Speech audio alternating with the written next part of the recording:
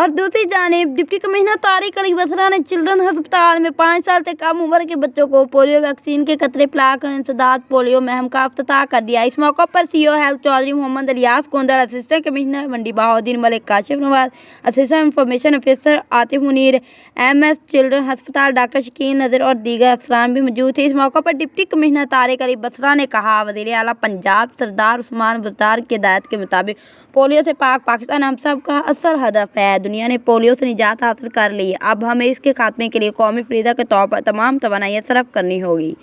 انہوں نے بتایا 26 اکتوبر سے شروع ہونے والی 5 روز مہم میں 5 سال تک کی عمر کے 27,06,194 بچوں کو پولیو ویکسین کے قطرے پلائے جائیں گے۔ والدین اپنے بچوں کو پولیو سے بچاؤ کے قطرے پلانے کے لیے محکمہ صحت کی ٹیموں سے تعاون کریں تاکہ ہم اپنی آنے والی نسلوں کو اس خطرناک اور موذی مرض سے محفوظ رکھ سکیں۔ بعد ازاں ڈپٹی کمشنر نے چلڈرن ہسپتال میں جدید فارمیسی اور ریڈیولوجی سروسز کے شعبہ جات کا بھی افتتاح کیا۔ ڈپٹی کمشنر نے ہسپتال کے مختلف شعبوں کا معائنہ کیا اور ہسپتال کے تزئین و آرائش پر ایم ایس چلڈرن ہسپتال محمد شکیل نذیر کے کام کو سراہا۔